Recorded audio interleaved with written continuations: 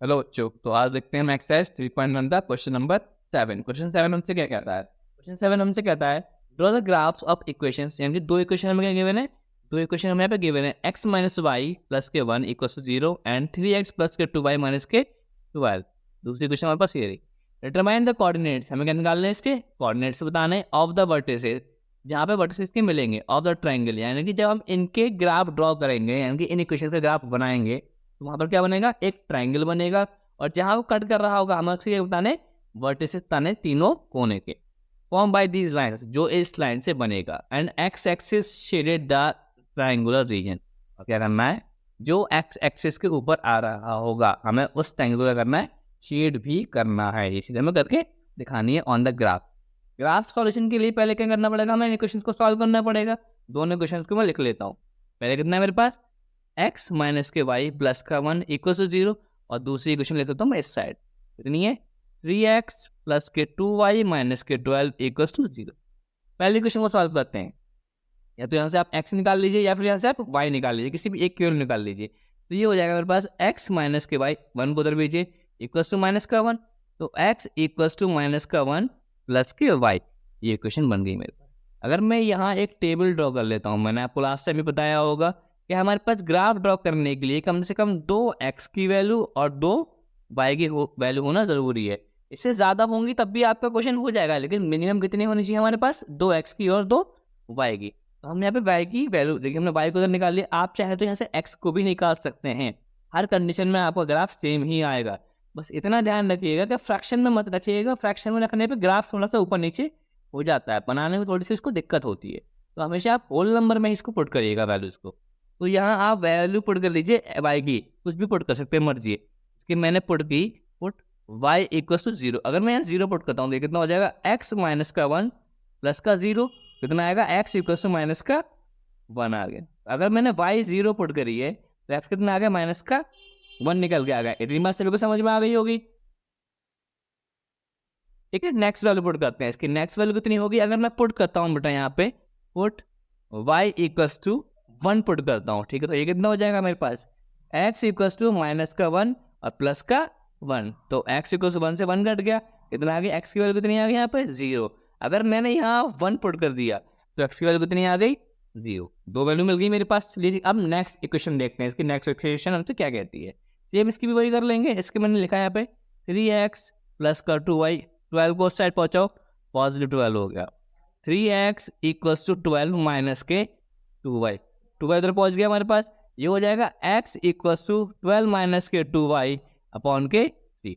मेरे पास ये वाली इक्वेशन फॉर्म होगी। अब यहाँ वैल्यू हम पुट कर लेते हैं। क्या वैल्यू पुट करेंगे, मैंने पहले आपको बताया था ऐसी वैल्यू पुट करिएगा बेटा जो फ्रैक्शन में आपका आंसर ना आ पाए। मैं पहले पुट करता हूँ यहाँ पर 0। आप कुछ भी पुट कर सकते हैं, बस इसी चीज़ का ध्यान रखना है कि आंसर आपका फ्रैक्शन में नहीं आना चाहिए, वरना वो आपको ग्राफ ड्रॉ करना थोड़ा सा मुश्किल पड़ जाएगा। अगर मैं y इक्वल्स टू 0 पुट करता हूँ तो ये हो जाएगा x equals to 12 minus 2 into 0 upon 3। ठीक है, फिर 12 2 0 ज़ा माइनस के 0 अपॉन 3, समझ में आ गया होगा। अब कितना आएगा हमारे पास निकल के, ये निकल के आएगा हमारे पास x इक्वल्स 12 माइनस 0 12 अपॉन 3, 3 1 3 और 3 4 12। तो x की वैल्यू कितनी आ गई हमारे पास बेटा, 4 निकल के आ गई। देखिए इसकी भी यहाँ पे हम टेबल ड्रॉ कर लेते हैं।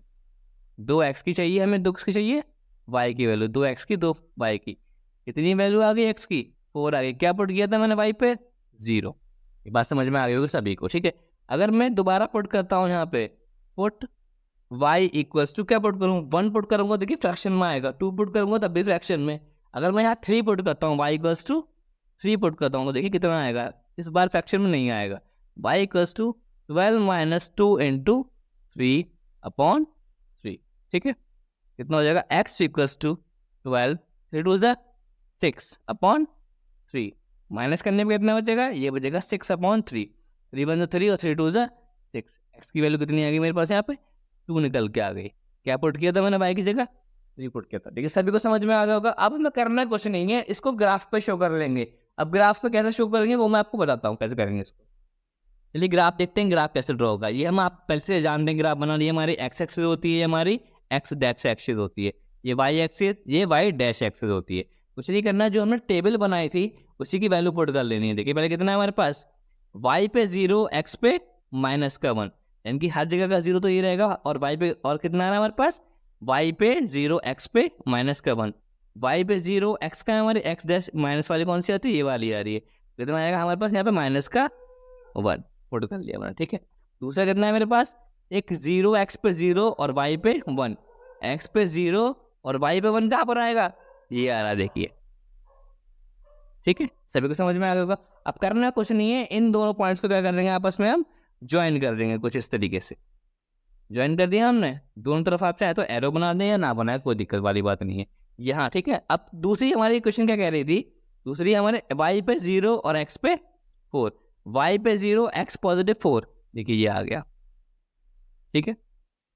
फिर क्या कह रहा है हमसे, फिर कह रहा है हमसे x पे 2 और y पे 3, x पे 2 और y पे 3 कहाँ आ रहा है हमारे पास, देखिए ये आ गया, x पे 2 और y पे 3। अब इन दोनों पॉइंट को क्या कर देंगे आपस में हम ज्वाइन कर देंगे कुछ इस तरीके से, ज्वाइन हो गया, देखिए बीच में हमारे पास क्या बन गया, एक ट्रायंगल फॉर्म हो गया। क्या कह रहा था क्वेश्चन हमसे, इनको क्या करना है, हमें शेड करना है, तो आप इसको किसी भी कलर से शेड कर सकते हैं, मैंने रेड पेन का यूज़ किया शेड करने के लिए, आप जो चाहें वहाँ पे शेड कर दें, पेंसिल का शेड कर दें, मैंने देखिए रेड पेन का इसलिए इस्तेमाल किया है बेटा, ताकि आप लोगों को ठीक से नज़र आ जाए। हालांकि कभी भी आप एग्जाम पेपर के ऊपर या कभी अपनी कॉपी के ऊपर ग्राफ को पेन से मत ड्रॉ करिएगा, क्योंकि ग्राफ कभी पेन से ड्रॉ होता ही नहीं है, हमेशा पेंसिल का यूज़ करिएगा। मैं इसलिए आप पेन का यूज़ कर रहा हूँ तो आपको इजीली समझ में आ जाए किसकी बात कर रहा हूँ। ट्रायंगल फॉर्म हो गया, अब मुझे इसके कोऑर्डिनेट्स बताने, कोऑर्डिनेट्स कौन कौन से थे। देखिए ये कितना है यहाँ पे, एक्स पे 2 और वाई पे कितना है ये 3, तो इसका पहला कोऑर्डिनेट ये निकल गया, ए नाम दे दीजिए अब इसको। दूसरा कितना है ये, एक्स पे 4 और वाई पे कितना है 0, इसको आप बी नाम दे दीजिए, ठीक है। तीसरा कितना है यहाँ पे, ये एक्स पे कितना है माइनस का 1 और वाई पे 0, इसको आप सी नाम दे दीजिए। इस तरीके से आपका ग्राफ पूरा कंप्लीट हो जाता है। यही क्वेश्चन हमसे कह रहा था, हमें ग्राफ बनाना है, ट्रायंगल को शेड करना है, ठीक है। सभी को क्लियर हो गया होगा। अगर किसी को कोई चीज़ समझ में नहीं आती तो आप उससे कमेंट सेक्शन पर कमेंट करके पूछ सकते हैं, मैं आपके पूरी वीडियोज को क्लेरिफाई कर दूंगा दोबारा से, ठीक है। सभी को समझ में आ गया होगा। और मैथटॉक के बारे में आप अपने दोस्तों को बताएं, सभी को बताएं, लाइक करें, सब्सक्राइब करें और ज़्यादा से ज़्यादा अपने दोस्तों को इसके बारे में बताएं। अगर आपको मैथटॉक से पढ़ना अच्छा लगता है तो प्लीज़ लाइक करिएगा ज़रूर, ठीक है। Thank you for watching MathTalk. Audio Jungle.